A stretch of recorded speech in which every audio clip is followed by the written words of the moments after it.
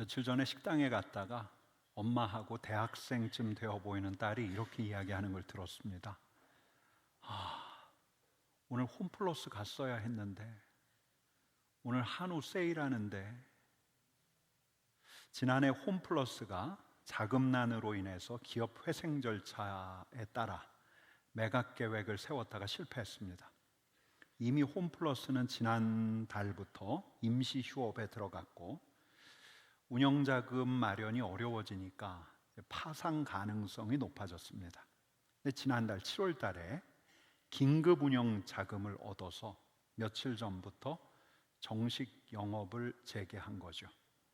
오는 9월 초에 홈플러스의 운명을 가를 중대한 결정이 내려진다고 합니다. 홈플러스를 계속 운영할 것인가, 아니면 문을 닫을 것인가, 기업 청산 절차에 돌입할 것인가. 여러분, 오늘까지입니다. 한우 세일, 반값 통닭, 프라이드 치킨. 여러분, 기업의 오너 주주들은 결단을 내려야 할 때가 있죠. 어떻게든 회생시켜서 끝까지 끌어안고 갈 건가, 아니면 정리를 할 건가. 정리를 한다면 매각을 할 건가, 합병을 할 건가, 아니면 폐업을 할 건가. 이런 결단 어렵죠. 하지만 이에 못지않게 우리 한 개인에게도 어려운 결단이 있습니다. 특별히 우리는 인격적인 대상을 상대로 하기 때문에요. 아들이 사춘기가 되면 말을 잘 안 듣습니다. 가끔 반항기를 드러내던 아들이 어느 날부터 아무렇지도 않게 거친 말들을 쏟아냅니다. 학교에서 전화가 왔어요. 아이가 학교에서 폭력을 썼다고. 어울리는 친구들이 만만치가 않습니다. 어느 날 밤에 집에 들어오지 않더니 며칠 동안 소식을 끊어놓습니다. 비행 청소년 이야기가 남의 일인 줄로만 알았는데 이제 우리 집 일이 됩니다. 여러분, 조금만 더 가볼게요. 20대가 된 아들이 밤늦게 집으로 돌아왔는데 방에서 횡설수설합니다. 여러분, 맞아요. 이제 우리나라도, 이 대한민국도 마약 청정 국가가 아닙니다. 이런 아들 어떻게 해야 할까요? 아들하고 연 딱 끊고 이제 부모 노릇 폐업 선언해야 하는 걸까요? 기업 그냥 헐값에 팔아제끼듯이 그냥 이 아들 남의 집에 팔아 넘깁니까? 여러분, 이번 주부터 우리가 선지서에 들어갔는데, 성경 통독 본문 이사야부터 읽어 나가는데, 이제 앞으로 이사야, 예레미야, 에스겔 선지서들을 쭉 읽어 나갈 거예요. 이 예언자들을 통해서 주신 우리 하나님의 말씀을 듣다 보면 우리 하나님께서는 당신의 백성들을 오너가 자기 기업 다루듯 하시지 않는다는 걸 알게 돼요. 지구 파산, 인간 세계 폐업 결정하실 수도 있는데, 창조주를 외면하고 제멋대로 살아가는 피조물들, 특별히 하나님이 선택한 백성들조차도 하나님에게서 떠나가서 비행을 일삼고 있는데, 여러분, 우리 하나님께서는 그렇게 하시지 않죠. 마치 사춘기 반항하는 아들을 대하듯 꾸짖을 때도 있고 어르고 달랠 때도 있고, 때때로 우리 하나님께서는 당신의 마음을 토로하시기도 합니다. 여러분, 언젠가 한번 말씀드렸던 것처럼 거짓 정보로 저를 홀렸던 AI, 저 아웃 선언했어요. 하나님께서도 인간 아웃 선언하실 수가 있는데 당신의 백성들에 대해서 격정적으로 대하신다는 게 너무 놀라워요. 여러분, 우리 하나님께서는 우리를 하나님의 형상으로 지으시더니 우리를 사물, 물건으로 대하시는 게 아니라, 우리 하나님께서는 우리를 당신의 어떤 목적을 이루기 위한 수단, 도구로 대하시는 것이 아니라 한결같이 끝까지 우리를 인격적으로 대하신다는 사실이 너무너무 놀라워요. 여러분, 오늘 말씀 13절 말씀 같이 읽어보십시다. 같이 읽겠습니다. 주께서 이르시되 이 백성이 입으로는 나를 가까이 하며 입술로는 나를 공경하나 그들의 마음은 내게서 멀리 떠났나니 그들이 나를 경외함은 사람의 계명으로 가르침을 받았을 뿐이라. 여러분, 아마 이 말씀을 우리 하나님께서 주실 때에는 그래도 하나님의 백성들이 상당히 하나님과 가깝다라고 여길 때가 아닐까 추정이 돼요. 반항길을 잠시 꺾은 아들이 그래도 집과 학교를 오가면서 무난하게 살아가는 것 같지만, 부모는 아이가 지금 어떤 생각을 하는지 대략 짐작은 합니다. 여러분, 하나님의 백성들도 때가 되면 성전에 나와서 예배를 드렸어요. 절기 때마다 번제 화목제를 드렸습니다. 하나님의 백성으로서 갖추어야 할 형식들 잘 갖추었어요. 때때로 계명도 읊조렸습니다. 이방 민족들이 자기 신을 섬기는 것처럼 하나님의 백성들도 뒤지지 않고 이 종교적인 형식을 엄수하려고 했어요. 그런데 어느 날 우리 하나님께서 이렇게 말씀하시는 거죠. 같이 읽어보겠습니다. 이 백성이 입으로는 나를 가까이 하며 입술로는 나를 공경하나 그들의 마음은 내게서 멀리 떠났나니. 여러분, 주일마다 예배당에 와요. 나는 교회 다니는 사람 이런 명찰 차고 다니는 건 아니지만 종교 기록하는 문건이 있으면 거기에 기독교라고 쓰기도 합니다. 어느 날 친구들 앞에서 난 일요일마다 교회 가라고 이야기도 하는데, 여러분, 그렇게 말할지라도 우리 하나님께서는 우리의 마음이 어디에 가 있는지, 우리의 삶이 어떻게 이루어지고 있는지를 알고 계셔요. 여러분, 하나님의 백성들의 삶의 모습이 어떤 모습이길래 우리 하나님께서는 이렇게 말씀하시는 걸까요? 여러분, 오늘은 우리가 읽은 이사야 본문을 가지고 하나님의 백성들의 실상부터 먼저 짚어야 할 것 같아요. 먼저 첫 번째로 말씀드릴 수 있는 건 교만이에요. 영적인 교만이에요. 2장 7절 말씀 같이 읽으십시다. 그 땅에는 은금이 가득하고 보화가 무한하며 그 땅에는 마필이 가득하고 병거가 무수하며 부족함이 없어요.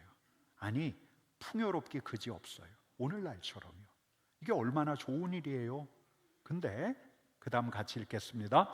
그 땅에는 우상도 가득하므로 그들이 자기 손으로 짓고 자기 손가락으로 만든 것을 경배하며 천한 자도 절하며 귀한 자도 굴복하오니. 넉넉하니까 마음이 자꾸 높아지고 자꾸 주위를 두리번거려요. 내가 예배할 게 없나? 내가 이룬 성취가 결국 내가 이룬 거라고, 내가 열심히 해서 이룬 거라고 자부해요. 여러분, 어느 날 예언자가 이들에게 경고의 말씀을 하니까 이 경고의 말씀에 대해서 이들이 이렇게 반응합니다. 그는 자기의 일을 속속히 이루어 우리에게 보게 할 것이며 이스라엘의 거룩한 이는 자기의 계획을 속히 이루어 우리가 알게 할 것이라. 하나님이 경고, 하나님이 심판하신다고? 해보시라지. 아니, 속히 해보시라지. 여러분, 예언자의 소리에 조롱하듯 냉소해요. 꿈쩍도 하지 않는 모습이 오늘날과 별로 다르지 않습니다. 그러니 우리 주님의 말씀이 이렇게 이어지는 거죠. 같이 읽겠습니다. 스스로 지혜롭다 하며 스스로 명철하다 하는 자들은 화 있을진저. 하나님 없이 스스로 높다 하며 살아가는, 하나님 없이도 살아갈 수 있다는 망상을 가지고 있는 스스로 지혜롭다 하는 자들, 화 있을진저. 여러분, 이스라엘 백성, 하나님의 백성들의 실상 첫 번째는 교만이었는데 두 번째는 불의예요. 사회적인 불의. 3장 14절 15절 말씀 같이 읽어보십시다. 여호와께서 자기 백성의 장로들과 고관들을 신문하러 오시리니 포도원을 삼킨 자는 너희이며 가난한 자에게서 탈취한 물건이 너희의 집에 있도다. 어찌하여 너희가 내 백성을 짓밟으며 가난한 자의 얼굴에 맷돌질하느냐. 여러분, 정의가 무너졌어요. 부유한 자들이 가난한 자를 짓밟아요. 여러분, 경제적인 양극화가 오늘날만의 이야기가 아니에요. 이때도 그랬어요. 10장 1절 2절 같이 읽습니다. 불의한 법령을 만들며 불의한 말을 기록하며 가난한 자를 불공평하게 판결하며 가난한 내 백성의 권리를 박탈하며 과부에게 토색하고 고아의 것을 약탈하는 자는 화 있을진저. 불의한 법령, 불의한 법, 유전무죄, 무전유죄. 여러분, 부유한 이들은 실력 있는 변호사를 고용해서 어떻게든 무죄 판결을 받든지 형량을 줄이는데, 가난한 이들은 법 앞에서도 서러워요. 여러분, 어디 이뿐입니까? 뇌물을 받고 판결을 뒤집기도 해요. 이사야서를 읽어보면 화려한 치장을 하며 사치스럽게 사는 사람, 매일 파티를 열면서 쾌락에 몰두하는 이들도 나와요. 여러분, 그때나 지금이나 우리 하나님께서 이렇게 말씀하십니다. 같이 읽습니다. 악을 선하다 하며 선을 악하다 하며 흑암으로 광명을 삼으며 광명으로 흑암을 삼으며 쓴 것으로 단 것을 삼으며 단 것으로 쓴 것을 삼는 자들은 화 있을진저. 여러분, 교만 두 번째가 불신인데, 하나 더 들자면 불신앙이에요. 하나님을 더 의지하려고 들지 않아요. 30장 2절 말씀이 이래요. 그들이 바로의 세력 안에서 스스로 강하려 하며 애굽의 그늘에 피하려 하여 애굽으로 내려갔으되 나의 입에 묻지 아니하였도다. 여러분, 국내 정세, 국제 정세, 이거 종교적으로 다루지 않는 게 종교분리죠. 종교분리 원칙인데 국익이라는 실리 생각해야 하잖아요. 아니, 외교 전략 잘 짜는 게 중요하잖아요. 여러분, 이때부터 합리적인 전략가들의 말이 이미 통하고 있었어요. 저 동쪽에서 제국 아수르가 발흥하니까 합리적인 전략가들이 제안을 하는 거예요. 정책적인 제안이에요. 이제 우리가 아수르에 패망하느니 저 남쪽의 제국 이집트와 동맹을 맺으십시다. 여러분, 우리 하나님께서는 하나님의 백성들의 삶에 더 깊이 개입하기를 원하시는데, 우리 하나님께서는 역사의 주관자 되신데 하나님의 백성조차도 역사의 주관자 되신 우리 하나님을 밀어내요. 그러니 우리 하나님께서 하시는 말씀 같이 읽겠습니다. 도움을 구하러 애굽으로 내려가는 자들은 화 있을진저. 그들은 말을 의지하고 병거의 많음과 마병의 심히 강함을 의지하고 이스라엘의 거룩하신 이를 앙모하지 아니하며 여호와를 구하지 아니하나니 여호와께서도 지혜로우신즉 재앙을 내리실 것이라. 여러분, 이들 하나님의 백성이었어요. 정기적으로 하나님의 전을 찾았던 이들이에요. 예물 잘 드렸어요. 스스로 하나님을 경외한다고 자부했어요. 근데 이를 향해서 우리 하나님께서 말씀하시는 거예요. 13절, 이 백성이 입으로는 나를 가까이 하며 입술로는 나를 공경하나 그들의 마음은 내게서 멀리 떠났나니 그들이 나를 경외함은 사람의 계명으로 가르침을 받았을 뿐이라. 하나님이 주신 계명대로가 아니라 사람이 정한 계명과 규례대로 하나님을 경외한다고 하나님의 경외를 흉내내고 있는 거죠. 하나님 백성들이 삶도 마음도 하나님에게서 멀어져 있는 거예요. 여러분, 이사야 시대에만 이랬을까요? 여러분, 이사야 이후에 700년 지나고 우리 주님께서 갈릴리 예루살렘을 오가실 바로 그때에도 우리 주님께서 이렇게 말씀하세요. 외식하는 자들아, 이사야가 너희에 관하여 잘 예언하였도다 하면서 우리가 좀 전에 읽었던 이 13절 말씀을 인용하세요. 이 백성이 입술로는 나를 가까이 하지만 마음으로는 내게서 멀다. 여러분, 그러면 우리는 어때요? 지금 우리는 어떻습니까? 우리 주일날 11시 반이 되면 삼덕교회 3부 예배 와서 예배 잘 드리고 헌금도 드리는데, 여러분, 우리 안에는 교만이 없습니까?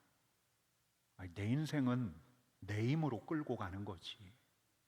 내가 노력해서 이만큼 왔잖아.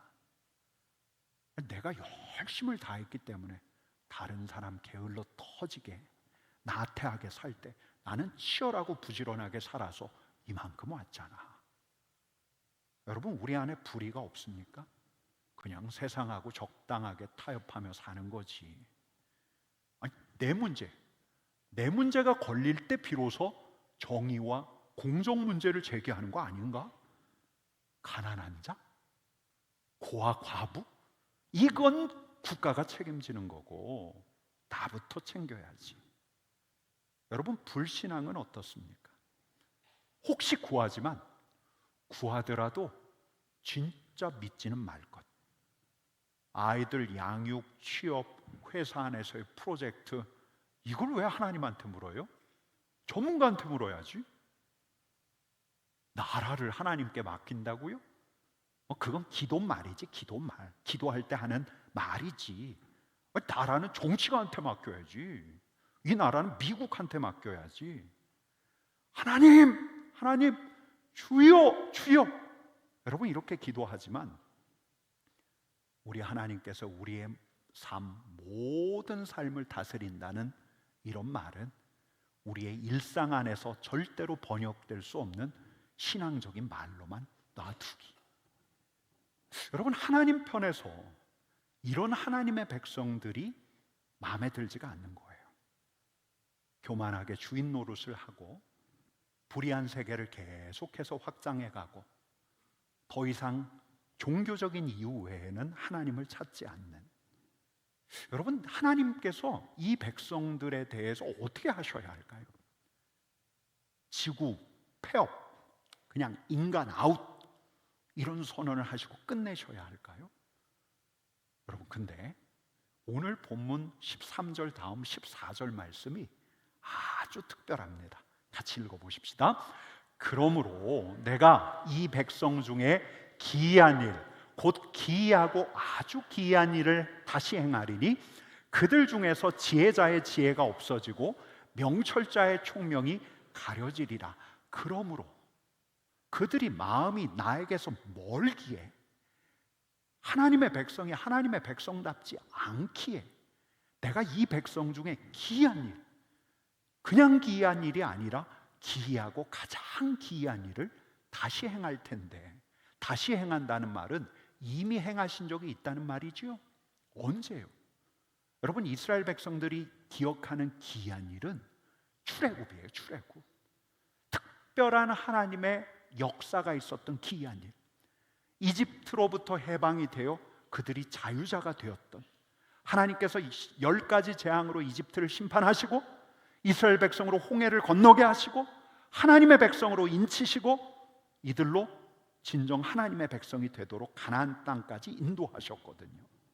근데 이 기이한 일, 아니 이것보다 더 기이한, 가장 기이한 일을 우리 하나님께서 마음 떠난 하나님의 백성들을 위해 행하시겠다는 건데, 여러분, 대체 이 기이한 일이 뭘까요? 이 기이한 일이 뭘까요? 지혜자의 지혜를 패하시고 명철한 이들의 총명을 가리신 이 기이한 일이 대체 뭘까요?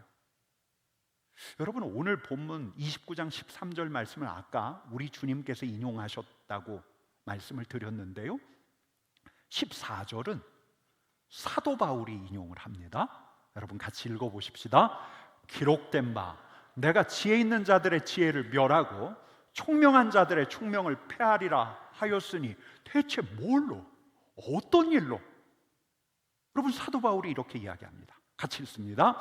십자가의 도가 멸망하는 자들에게는 미련한 것이요 구원을 받는 우리에게는 하나님의 능력이라.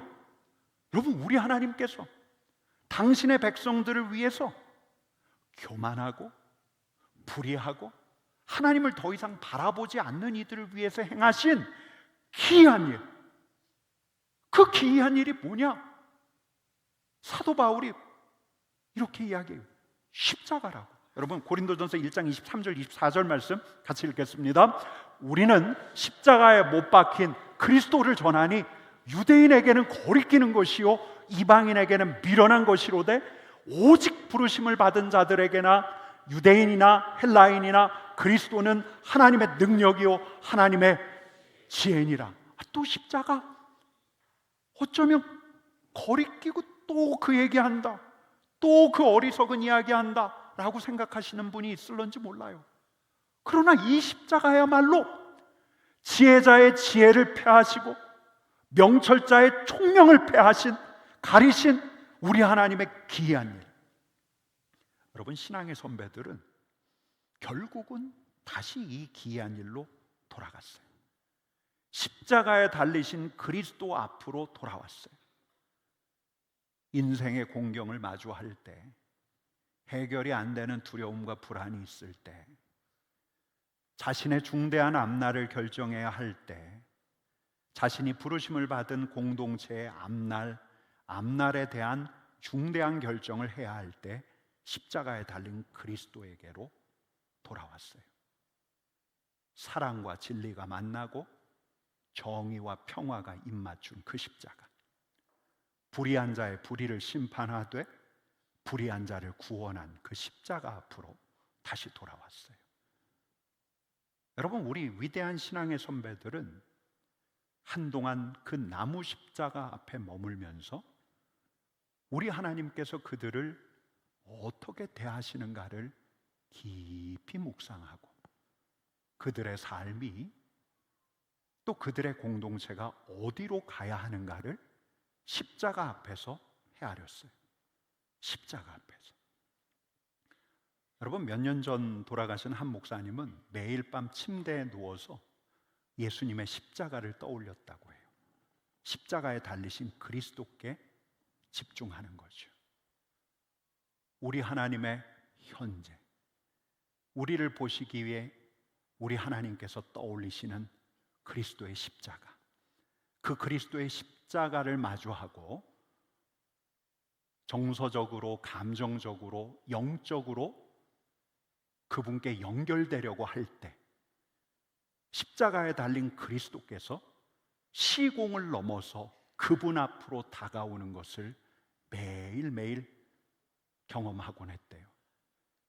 그렇게 그리스도 앞에 서면 내 안에 있는 죄와 의심과 걱정과 염려를 그분께서 가져가시고 그분의 의와 자비가 자신에게로 향하는데, 여러분, 이게 기이한 일이에요. 기이한 일. 먼저는 교만한 우리를 위해서 행하신 놀랍고 기이한 일. 여러분, 우리 하나님께서 예수 그리스도에게 십자가를 지게 하셨어요. 교만한 우리를 위한 하나님의 해법은 교만한 우리를 회초리로 때려치시는 게 아니라, 교만한 우리를 향한 우리 하나님의 해법은 예수 그리스도의 십자가예요. 십자가에 달린 그리스도. 교만이 아니라 겸손하게, 아니 겸손이란 말도 사치스럽죠. 수치스럽기 짝이 없는 그 형틀에 자기를 낮추고 낮춘 자리, 그리스도께서 낮추신 자리, 바로 십자가. 여러분, 그 십자가의 그리스도를 바라보면 우리가 처해야 할 운명에 우리가 직면하게 되는데, 십자가에 달린 그리스도께서 우리 안에 있는 교만과 자부심과 자존심을 무력화시키셔요. 그리고 우리로 다시 가난한 심령으로 돌아가게 하시는데, 나는 나를 건질 수가 없다. 내 힘으로 나를 구원할 수가 없다. 내가 모아놓은 재물이 나를 건져낼 수가 없다. 주님, 나를 긍휼히 여겨 주옵소서. 여러분, 정말 기이한 일이에요. 교만한 우리를 위한 해법이 십자가예요. 뿐만 아니라 불의한 우리를 위한 해법이, 하나님의 해법이 십자가예요. 불의한 자의 불의를 심판하고 불의한 자를 구원한 십자가. 여러분, 우리는 다른 사람들을 희생시켜서 나를 살리려고 하는데, 그리스도께서는 자신을 희생시키셔서 우리를 살리셨어요. 불의한 자의 불의는 심판하지만 불의한 자를 구원한 십자가. 여러분, 이 대속의 은혜를 철저히 경험하면 우리는 결코 내 자신을 위해서 이기적으로 살아갈 마음을 먹질 못해요.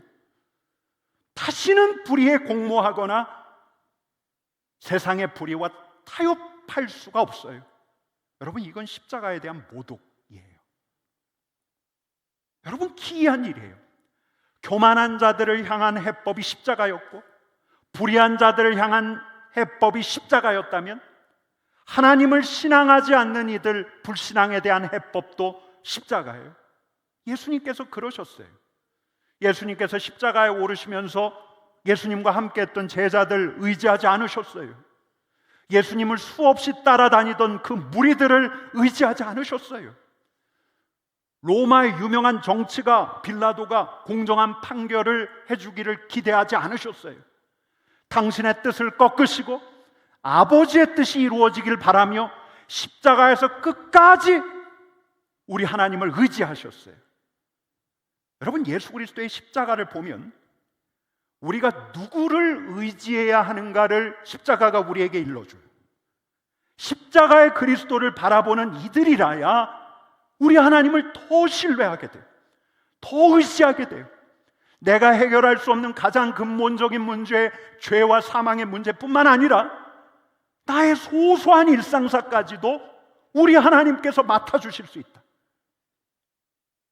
여러분, 하나님의 백성, 입술로는 하나님을 경외한다 하지만 마음이 멀어져서 결국은 비극적인 결말을 맞이할 수밖에 없는 하나님의 백성들을 위해서 우리 하나님께서 행하신 기이하고 기이한 일은 당신의 아들, 그 아들로 자기를 더 낮추게 하셨고, 불의한 자들을 위해서 불의한 자를 대신해 심판당하게 하셨고, 그 십자가 위에서 하나님을 바라보는 모습을 보여주게 하셨어요.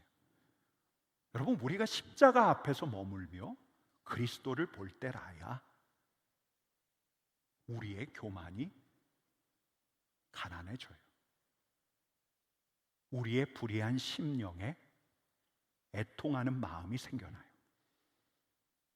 종교적으로만 하나님을 바라보는 게 아니라 비로소 하나님이 나의 주관자 되심을 인정하게 돼요. 여러분, 그래서 이사야 선지자를 통해서 우리 하나님께서 이렇게 일러주십니다. 같이 읽어보십시다. 무릇 마음이 가난하고 심령에 통회하며 내 말을 듣고 떠는 자, 그 사람은 내가 돌보려니와. 여러분, 세번역 그 사람은 내가 돌보려니와 라고 하는 이 대목을 세번역 성경에서는 이렇게 번역했어요. 내가 그를 좋아한다. 마음이 가난한 자, 심령에 통회하는 자, 하나님의 말씀을 듣고 떠는 자를 우리 하나님께서 좋아하신대요. 우리 하나님께서 돌봐주신대요. 여러분, 30대 정계에 진출해서 이제 도지사까지 했던 남경필 전 도지사 이야기를 들어보신 분도 있을 텐데요. 이분에게 진짜 골칫덩이 하나가 아들이었어요. 큰아들이 몇 년 동안 마약을 했다는 이야기를 듣고서 아버지인 그도 큰 충격을 받았어요. 화도 많이 났어요. 여론의 비난도 거셌죠. 근데 아들은 아들이잖아요. 그래서 아들을 폐쇄병동에 집어넣는데 어느 날 마침 그날은 이분이 아내하고 함께 이스라엘 성지 순례를 하던 날이었어요. 우리 주님을 더 깊이 만나고 싶었고 이분도 성령으로 뜨거워졌으면, 충만해졌으면 하는 성령 체험에 대한 갈망이 있었어요. 근데 이스라엘 성지 순례 중에 한국에 있던 둘째 아들에게서 전화가 왔어요. 아빠, 형이 폐쇄병동에서 나왔는데 형이 또 이상하네? 또 마약한 것 같네? 둘째가 신고했어요. 근데 영장이 기각됐어요. 영장이 기각되니까 정치인 아들이라고 특혜를 주고 있다고 비난 여론이 쇄도했어요. 아마 여러분 보셨을 거예요. 그래서 귀국할 수밖에 없었어요. 그가 너무 마음이 가난해져서 우리 하나님께 대들었어요. 하나님, 어떻게 해야 돼요? 나한테 왜 이러세요? 그러자 하나님께서 이분에게 이렇게 말씀하시더래요. 내가 할 수 있는 일이 아니야. 그건 영적인 문제여서 네가 할 수 있는 게 아니야. 아버지 권한을 나에게 줘. 네 아들은 내가 함께 할 테니까 너는 마약으로 피폐해진 다른 애들 돌봐. 이 말씀에 눈물이 났대요. 아내도 울었어요. 그때 그의 안에서 뜨거움이 차올랐어요. 성령을 경험했어요. 그때 그의 입에서 이런 기도가 나왔어요. 하나님, 제 힘으로 못하겠습니다. 제가 제 아들 주님께 맡깁니다. 가난한 마음으로 우리 하나님께 평안을 구하자, 은혜를 구하자 하나님께서 평강을 허락하셨어요. 그리고 이분이 아주 기이한 일을 해요. 기이한 일이죠. 아버지가 아들을 신고했어요. 경찰에 가서 구속시켜 달라고 했어요. 그래서 아들이 구속되었어요. 그리고 이분은 마약 예방 치유 활동에 뛰어들었어요. 지금까지도 그 일을 하고 계세요. 여러분, 지난해 10월 이 큰아들이 징역 2년 6개월형을 마치고 출소했는데 신문에 이 출소한 아들을 아버지가 안고 있는 장면이 실렸어요. 저도 보았어요. 다시 한번 이사야서 66장 2절 말씀 같이 읽어볼까요? 같이 읽겠습니다. 무릇 마음이 가난하고 심령에 통회하며 내 말을 듣고 떠는 자, 그 사람은 내가 돌보려니와. 여러분, 십자가 앞에 머무세요. 말로만 십자가 앞에서가 아니라 십자가의 그리스도를 바라보세요. 십자가의 독생자를 내어주신 우리 하나님을 주목하세요. 그럴 때라야 비로소 교만했던 우리 마음이 가난해져요. 안 그러면 여전히 내가 살아있어요. 여러분, 십자가에 달리신 그리스도를 볼 때라야 우리 심령에 애통함이 생겨요. 우리 하나님 앞에서 통에 자복하게 돼요. 십자가의 그리스도를 볼 때라야 두리번거리던 눈, 내 시선을 비로소 우리 하나님께 둘 수가 있어요. 기이한 일이 일어난 십자가를 바라볼 때라야 비로소 우리 자신에게도 기이한 일들이 일어날 수가 있어요. 그런 은혜가 이 자리에 있는 여러분들에게 임할 수 있기를 간절히 축원합니다.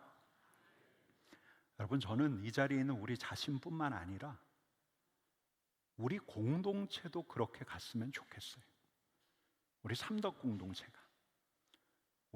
공동체가 이 대구에서 손꼽히는 영향력을 자랑하는 그런 공동체가 아니라 우리 삼덕 공동체가 가난한 마음으로 주님의 은혜를 구하는 공동체가 되었으면 좋겠어요. 불의에 동조하는 공동체가 아니라 우리 주님의 정의를 생각하면서 십자가의 방식이에요. 십자가의 방식으로 정의를 말하는 공동체 되었으면 좋겠어요. 가난한 자, 소외된 자, 어두운 데 있는 자들의 편이 되었으면 좋겠어요. 우리 하나님을 바라보는 공동체 되었으면 좋겠어요. 똑똑한 사람들의 이야기가, 목소리 큰 사람들의 이야기가 이 공동체를 장악하는 것이 아니라 우리 하나님을 바라보는 이들의 목소리가 더 크게 나는 공동체가 되었으면 좋겠어요. 여러분, 그렇게 되려면 우리 공동체가 십자가에 달리신 그리스도 앞에 머물러야 해요. 예수님의 십자가를 더 묵상하려고 해야 해요. 지금도 교만하고 불의하고 신앙이 없는 우리를 바라보시기 위해서 우리 하나님께서는 2000년 전 그리스도의 십자가를 앞에 두셔요. 여러분, 우리 하나님께는 십자가에 달리신 그리스도가 현재예요. 현재. 불의한 우리를 어떻게 품어요? 교만한 우리를 어떻게 품어요? 하나님 좋아한다고 하면서 마음속으로 다른 생각 품고 있는 우리를 우리 하나님께서 아시는데 어떻게 품어요? 우리 하나님께서 우리를 보실 때 우리 앞에 십자가의 그리스도를 두셔요. 그렇다면 우리도 이 십자가의 그리스도를 더 바라볼 수 있다면, 십자가의 그리스도 앞에 머물러 십자가 위로 올라갈 수 있다면, 십자가에 달리신 그리스도에 내 몸을 포갤 수 있다면, 가난하고 겸손한 마음으로 우리 하나님을 바라볼 수 있다면, 그런 연습을 하는, 그렇게 매일매일은 아닐지라도 더 자주 십자가에 달리신 그리스도를 바라보며 그분처럼 십자가에 내 자신을 못 박는 여러분 될 수 있기를 간절히 축원합니다. 여러분, 한번 우리 같이 그렇게 해보십시다. 한번 일어나시는데요. 여러분, 생각할 수 있어요. 이 자리에 있는 우리는 다 생각할 수 있어요. 십자가에 달리신 그리스도를 생각할 수가 있어요. 십자가에 달리신 그리스도를 떠올리면서 우리 이 찬양을 우리의 고백으로 올려드리십시다.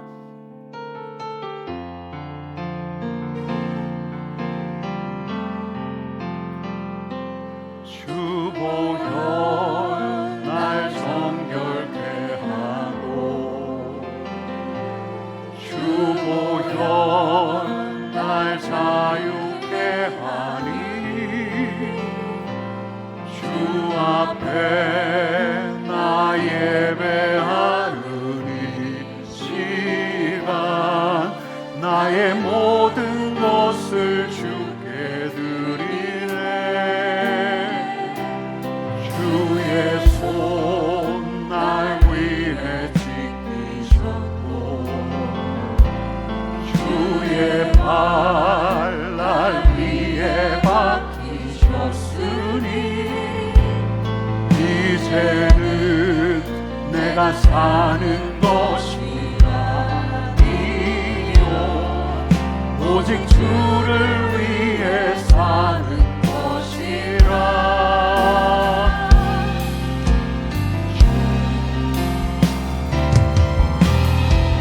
주의 손에 나의 손을 포개고,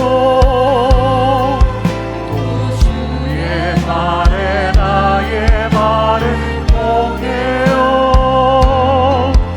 나 주와 함께 죽고 또 주와 함께 살리라. 영원토록 주 위에 살리라. 주의 손에 나의 손을 포개고, 주의 발에 나의 발을 포개어, 나 주와 함께 죽고 또 주와 함께 살리라. 영원토록 주 위에 살리라.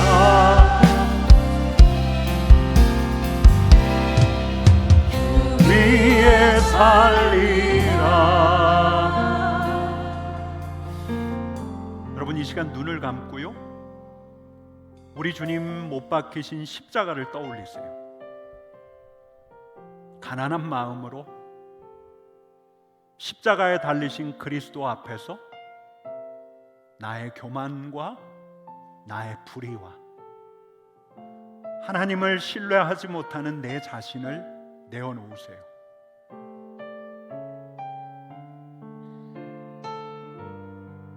여러분, 이 시간 십자가로 올라가십시다. 우리가 십자가로 올라가십시다. 십자가에 달리신 그리스도께 우리의 몸을 포개십시다. 주님의 손이 있는 곳에 나의 손을 얹고, 주님의 못 박힌 발이 있는 곳에 나의 발을 얹으십시다. 주님, 내가 이제 주님과 함께 십자가에 못 박히오니, 이제는 교만한 내가 살지 않고 불의로 향하는 내가 살지 않고 주님이 살게 하여 주옵소서. 주님이 살게 하여 주옵소서. 주님이 살게 하여 주옵소서.